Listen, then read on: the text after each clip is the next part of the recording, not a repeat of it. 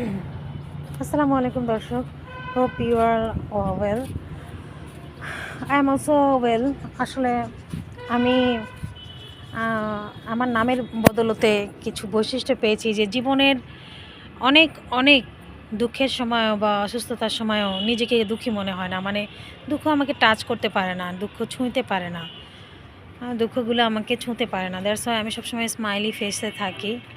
হুম তো যাই হোক, তো অনেকে অনেক কোয়েশ্চেন করেন যে ম্যাডাম এত বয়স হচ্ছে বিয়ে করছেন না কেন।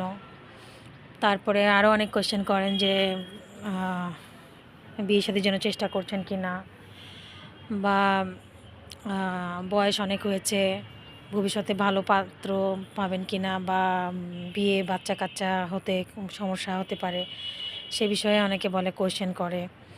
তো যাই হোক, মানুষের পার্সোনাল লাইফ নিয়ে আমি অত বেশি মাথা ঘামাই না, কিন্তু এখন নিজের পার্সোনাল লাইফ নিয়েই নিজে এত বেশি চিন্তিত যে সমাজের এই প্রশ্নগুলো আমাকে অনেক চিন্তিত করে। মাঝে মাঝে দেখা যায় যে বিনিদ্র রাত আমাকে যাপন করতে হয়, কিংবা রাতে ঘুমের শেষে সকালবেলা যখন আমার ঘুমটা ভাঙে, তখন আমি এমন একটা পৃথিবীতে ফিরে আসি যে তখন আমি হঠাৎ করে চমকে যাই যে এখন এই যে পৃথিবীর যে আলো ফোটার পরে যে পৃথিবীটা আমি দেখতে পাবো, সেই পৃথিবীতে শুধু প্রশ্ন আর প্রশ্ন আর জীবনের অনিশ্চয়তা। তো যাই হোক, জীবনের প্রত্যেকটা চ্যালেঞ্জকে মোকাবেলা করাই জীবনের লক্ষ্য, এটাই জীবন। হয়তোবা আমি ৮-১০টা মানুষের মতো আর্লি ম্যারেজ করতে পারিনি, বা আমার এখনও সে ম্যারেজ, বিবাহ জীবন, সংসার সংসার তো আছেই, আমার সংসারে তো আমি একা। তো এখন সেরকম স্বাভাবিক স্বাভাবিক সবার মতো স্বাভাবিক একটা জীবন মানে আমি এখনও সেই জীবনে প্রবেশ করতে পারিনি। আসলে বিয়ে করলেই যে সেই জীবনটা স্বাভাবিক, এ ধারণাও ভুল। কারণ অনেকে আছে যে বিবাহিত, বাট অনেকের আছে হাজব্যান্ড মারা যায়।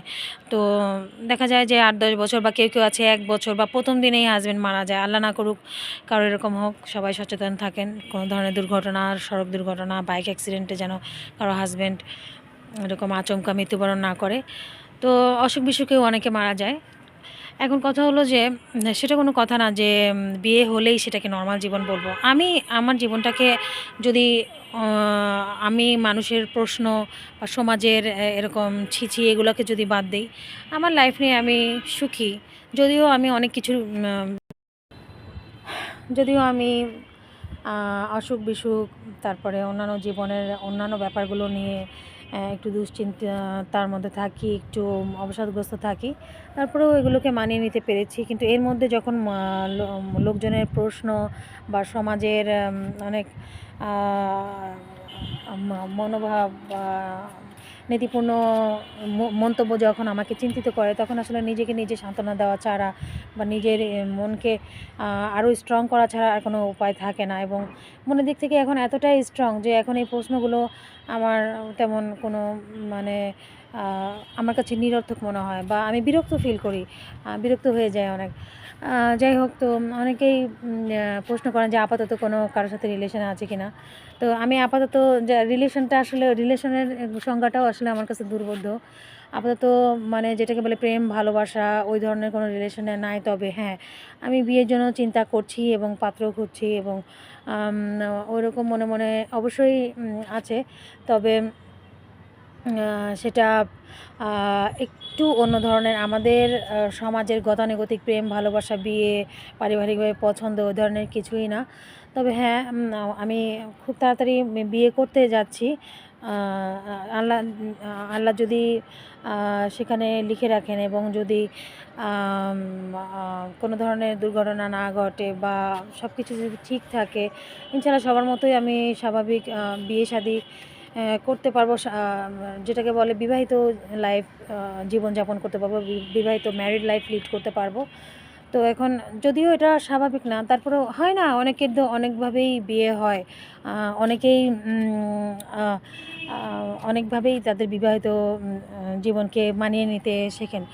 তেমনি আমার যদি দেশে বিবাহ সম্ভব না হয় বা এই ধরনের প্রবাবিলিটি না দেখি, কেননা আমি আসলে এটাই বলতে চাই যে যেহেতু আমার ফ্যামিলি থেকেও এখনও তেমন বিবাহের প্রতি জোর দিচ্ছে না, বিয়ের প্রতি জোর দিচ্ছে না। আর পার্সোনালি আমার নিজের কাছেও এরকম ভালো পাত্র থেকে আমার কাছে প্রপোজাল আমি পাচ্ছি না।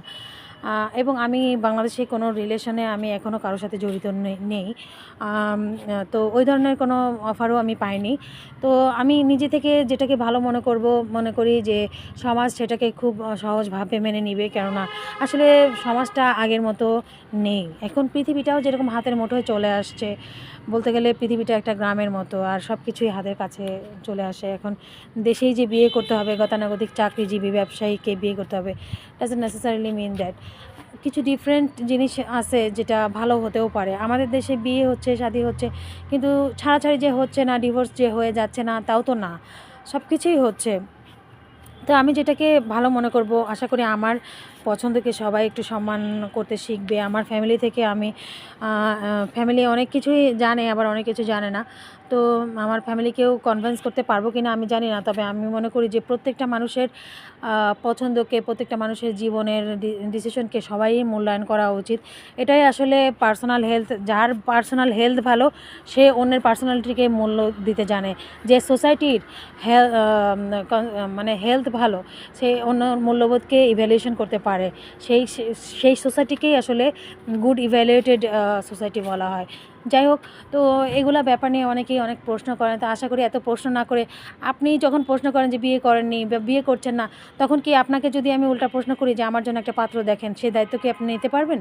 তাই বলছি যে যেহেতু আমার দায়িত্ব আপনাদের না, তাই এত বেশি আমার পার্সোনালিটি নিয়ে চিন্তাভাবনা না করলেও হবে, বা আমার পার্সোনাল লাইফ নিয়ে এতটা চিন্তিত থাকা না থাকলেও হবে। আমি মনে করি যে যারা এরকম আগ বাড়িয়ে প্রশ্ন করে বা সচরাচর দেখা হলেই এই কোয়েশ্চেনগুলো করে, তাদের আসলে মানুষকে একটু দুঃখ দেওয়া ছাড়া, কষ্ট দেওয়া ছাড়া, বা মানুষকে একটু হেয় প্রতিপন্ন করা ছাড়া উপায় থাকে না। আমার দুঃখ এখানে যে আমি বিয়ে করিনি বা এর জন্য না, আমার দুঃখ হলো যে সমাজ যে আমাকে বারবার একটা প্রশ্ন করছে, কিন্তু সমাজ এখনও কোনো ডিসিশন বা সিচুয়েশন বেঁধে তারা কোনো পদক্ষেপ নিতে পারছে না।